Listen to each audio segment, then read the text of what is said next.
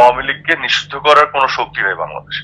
ইউনূসের অধীনে তো করবো না। পুনর্গঠন যেটা আপনি বলছেন সেটার সাথে আওয়ামী লীগের নেতৃত্বের কোনো সম্পর্ক নেই। আওয়ামী লীগের নেতৃত্ব এখনো বঙ্গবন্ধু কন্যা শেখ হাসিনার হাতে, এবং আওয়ামী লীগের টপ থেকে শুরু করে তৃণমূল গ্রাসরুট পর্যন্ত মানে 99.99% শতভাগ মানুষ বঙ্গবন্ধু কন্যা নেতৃত্বের প্রতি আস্থাশীল। কাজে এখানে নেতৃত্ব নিয়ে পুনর্গঠনের কোনো সুযোগ আছে এটা আমি মনে করি না, কোনো সুযোগ নেই, সোজা কথা।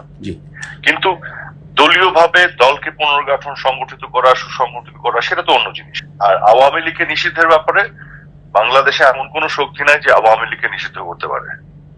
এই দেশে জন্ম দিয়েছে আওয়ামী লীগ, এদেশের গ্রাসরুট তৃণমূলের কোনায় কোনায় আওয়ামী লীগের অবস্থান। হ্যাঁ, আওয়ামী লীগকে নিষিদ্ধ করার কোন শক্তি নেই বাংলাদেশে।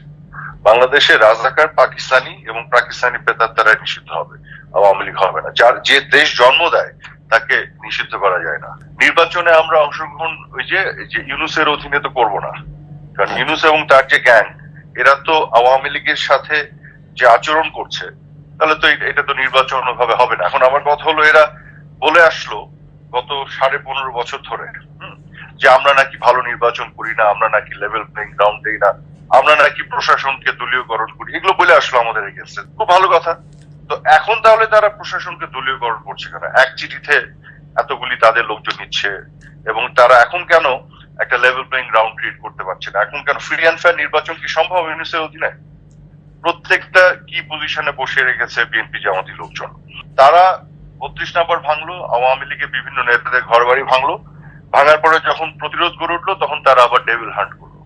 ডেভিল হচ্ছে যারা ভাঙছে তাদেরকে প্রোটেকশন তারা দিচ্ছে, আর ডেভিল হান্টের নামে যারা ভিকটিম তাদেরকে তারা হান্ট করছে। তো এরকম একটা সরকারের অধীনে কখনো অন্তর্ভুক্তিমূলক অবাধ ও সুষ্ঠু নির্বাচন সম্ভব না। 5 আগস্টের পরে যত হত্যাকাণ্ড হয়েছে এগুলোর জন্য ওরা ক্ষমা যাবে? তোফাজ্জলের হত্যাকাণ্ড থেকে শুরু করে মাসুদের হত্যাকাণ্ড থেকে রাজীবের হত্যাকাণ্ড, এগুলোর জন্য ক্ষমা যাবে ওরা? আমি এর আগেও বলেছি বারেবার যে আমরা ক্ষমতায় থাকাকালীন সময় যে ঘটনাই ঘটেছে আর একটা দায় আমাদের আছে, কারণ আমরা তো সরকারে ছিলাম, সেই দায় আমরা স্বীকার করেছি, এবং সেই দায় স্বীকার করে আমরা কি করেছি, এটাকে বিচারের প্রক্রিয়ায় আনার চেষ্টা করেছি। আমরা কমিশন গঠন করেছি, তখন জাতিসংঘকেও ডেকেছিলাম। জুলাই আগস্টের যে হত্যাকাণ্ড মানে 5 আগস্ট পর্যন্ত যে হত্যাকাণ্ড, সেটারও তো বিচার এরা করছে না। এরা তো এটাকে পলিটিক্যালি অপব্যবহার করছে। যদি বিচার করতো তাহলে কেন আজকে গণহারে মামলা হচ্ছে এবং মামলা করে চাঁদাবাজি হচ্ছে? ওই 7.6 কেন খুঁজে বের করছে না কার হাতে ছিল? আসল হত্যাকারীকে কেন খুঁজছে না? কারণ এরা তো বিচার করছে না।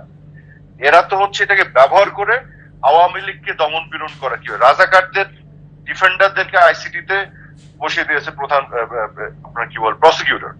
এদের অবজেক্টিভ হলো আওয়ামী লীগকে শেষ করার চেষ্টা, যেটা সম্ভব না। এটা অবজেক্টিভ, বিচার এদের অবজেক্টিভ। এরা বিচার করছে না, বিচার আওয়ামী লীগই করতো।